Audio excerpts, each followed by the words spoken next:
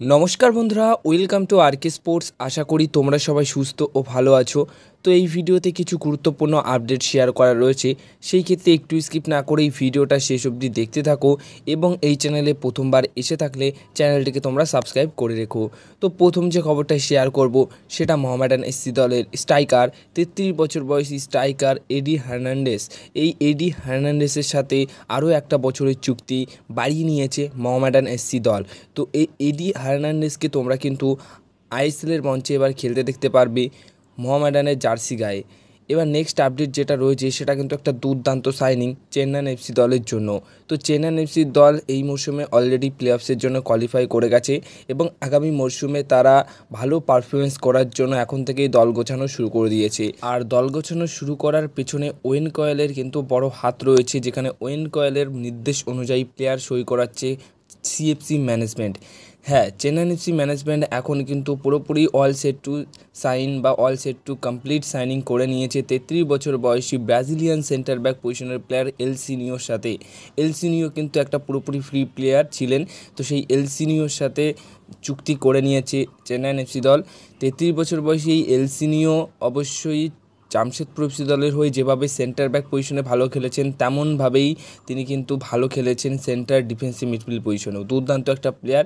তো এই প্লেয়ারটিকে নিয়ে কিন্তু মোটামুটি যখন প্লেয়ারটি সই হয় তখন কিন্তু অনেক আলোচনা হয়েছিল যে কেমন প্লেয়ার, সেই রকম ক্লাস নেই, সেই রকম প্রোফাইল নেই। কিন্তু প্রোফাইল ক্লাস এগুলো দেখলে হয় না, মাঠে যেটা করে সেটাই কিন্তু আসল একটা প্লেয়ারের পরিচয়। তো দুর্দান্ত পারফরমেন্স কিন্তু তার ছিল এবং আছে এবং আগামী দিনেও থাকবে। এবার নেক্সট আপডেট যেটা রয়েছে সেটা হচ্ছে হুগো বুমোসকে নিয়ে। তো হুগো বুমোসকে নিয়ে রীতিমতো 1 থেকে 2 দিন আপডেট দিয়ে আসছি। তো এখন যে আপডেটটা শেয়ার করা রয়েছে সেটা হচ্ছে হুগো বুমোস আইএসএল সিজন 11-এ মোহনবাগান দলেই থাকছে, এটা পুরোপুরি কনফার্ম নিউজ। এছাড়া তিনি এএফসি চ্যাম্পিয়ন্স লিগ 2তেও খেলবেন মোহনবাগান দলের জার্সি গায়ে, কারণ এএফসি চ্যাম্পিয়ন্স লিগ 2তে এফসির ওই টুর্নামেন্ট বিদেশির যে নিয়মটা রয়েছে সেটা হচ্ছে আনলিমিটেড রয়েছে, মানে আনলিমিটেড বিদেশি প্লেয়ার অবশ্যই রাখতে পারে যে কোনো স্কোয়াডে যে কোনো একটি দল। তো সেই রকমই অবশ্যই হুগো বুমোসও কিন্তু থাকছে এএফসি চ্যাম্পিয়ন্স লিগ 2 খেলার জন্য। তো এবার Mohun Bagan, east Bengal, Mumbai city FC এবং এফসি গোয়া দলকে নিয়ে একটা আপডেট শেয়ার করি। মোহনবাগান এফসি দল, মোহনবাগান এসজি অবশ্যই খেলতে চলেছেন এএফসি চ্যাম্পিয়ন্স লিগ 2 গ্রুপ পর্বের যে ম্যাচ সেটা খেলতে চলেছে। আর ইস্ট বেঙ্গল এফসি দল যেহেতু সুপার কাপ চ্যাম্পিয়ন হয়েছিল, তাই এএফসি চ্যাম্পিয়ন্স লিগ 2 এর কোয়ালিফায়ার ম্যাচ খেলবে, মানে আইএসএলের শিল্ড জেতার ফলে Mohun Bagan direct AFC champions league 2 এর গ্রুপ পর্বে ঢুকে গেছে বা গ্রুপ পর্বে কোয়ালিফাই করেছে, সেখানে গ্রুপ পর্বের ম্যাচ খেলবে।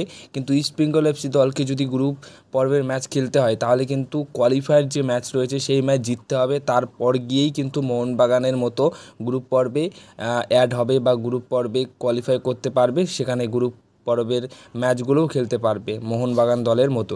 কিন্তু তার আগে এএফসি চ্যাম্পিয়ন্স লিগ 2 এর কোয়ালিফায়ার ম্যাচ খেলতে হবে। তো আমার মনে হয় যে সুপার কাপ জেতার থেকে আইএসএল চ্যাম্পিয়ন্স হওয়া বা আইএসএল লিগ শিল্ড জেতা, এটাই কিন্তু বেশি কার্যকরী হলো এই ক্ষেত্রে।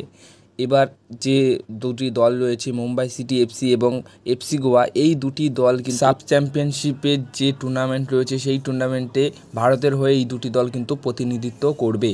তো এই হচ্ছে 4টে দলের পুরো ডিটেলস, যারা আর কি আইএসএল বাদ দিয়েও আইএসএলের বাইরের যে লিগ রয়েছে সেই লিগে অংশগ্রহণ করতে চলেছে। এবার নেক্সট যে আপডেটটা রয়েছে সেটা হচ্ছে ব্রেন্ডান হামিল এবং অবশ্যই ডিমিট্রি পেট্রাটাস। ব্রেন্ডান হামিল এবং ডিমিট্রি পেট্রাটাস আবারও কিন্তু বাচ্চাদের সাথে, কলকাতার বাচ্চাদের সাথে, জানোই যে কলকাতার অনেক জায়গা রয়েছে যেখানে বাচ্চারা থেকে বড়রা সবাই কিন্তু রাতে ফুটবল ম্যাচ খেলে, কারণ তাদের ছোট ছোট কিছু গ্রাউন্ড রয়েছে সেই গ্রাউন্ডে। তো সেখানেই কিন্তু আবার খেলতে গেছিলেন, মানে এর আগের একটি ভিডিওতে তোমরা হয়তো দেখেছিলে যে ডিমিট্রি পেট্রাটাস খেলেছিলেন বাচ্চাদের সাথে, তেমনই কিন্তু গতকালও এরকমই একটা ম্যাচ খেলতে গেছিলেন। এবার ডিমিট্রি পেট্রাটাস ব্রেন্ডান হামিলকেও নিয়ে গেছিলো। তো ব্রেন্ডান হামিল এবং ডিমিট্রি পেট্রাটাস একসাথে কিন্তু সেই বাচ্চাদের সাথে মজা করে আনন্দ করে কিন্তু ফুটবল খেলেছেন এবং সেটাই কিন্তু শেয়ার করেছেন। তো এইগুলো একটা বিদেশি প্লেয়ারের থেকে দেখে খুব ভালো লাগে। এবার সবশেষে যে আপডেটটা শেয়ার করব সেটা হচ্ছে বিশাল বড় একটা প্রশ্ন তোমাদের জন্য, আর হয়তো সেই প্রশ্নের উত্তরে অনেকে ঠিকঠাক মতামত দেবে, অনেকে হয়তো বলবে যে না, আবার হ্যাঁও বলতে পারে। সেই প্রশ্নটা হচ্ছে 20টা ম্যাচ খেলেছে, 10টা গোল করেছে এবং 2টো অ্যাসিস্ট করেছে জেসন কামিন্স। তো এই যে 20টা ম্যাচে 10টা গোল, 2টো অ্যাসিস্ট, তো এই কাজ করার জন্য বা এমন পারফরমেন্স করার জন্য কি মোহনবাগান দল তাকে যে টাকা দিয়ে নিয়ে এসছে সেই টাকাটা কি সঠিক টাকা দেওয়া হচ্ছে, নাকি তার থেকে কম দেওয়া উচিত, বা তার স্যালারি আরও কম হওয়া উচিত ছিল, তাকে এত টাকা দিয়ে না নিয়ে এসে আরও কম টাকায় তাকে আনা উচিত ছিল? এই প্রশ্নটা তোমাদের কাছে থাকলো, সেটা অবশ্যই তোমরা কিন্তু কমেন্ট বক্সে জানিও। তো এই জ্যাসন কামিন্সকে নিয়ে অনেক আলোচনা চলছিল, বাট 20 ম্যাচে 10 গোল 2 অ্যাসিস্ট, মোটামুটি পারফরমেন্স কিন্তু তার রয়েছে। মানে সেই রকম ভালো সেরকম পারফরমেন্স কিন্তু তিনি করতে পারেনি এখনও, তাই বলতে হবে।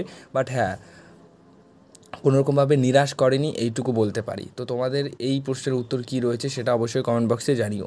তো এই ছিল আজকের ভিডিও। যদি ভিডিওটা ভালো লেগে থাকে তাহলে ভিডিওতে করো একটা লাইক, আর যারা চ্যানেলটিকে সাবস্ক্রাইব করোনি তারা অবশ্যই চ্যানেলটিকে সাবস্ক্রাইব করে রেখো।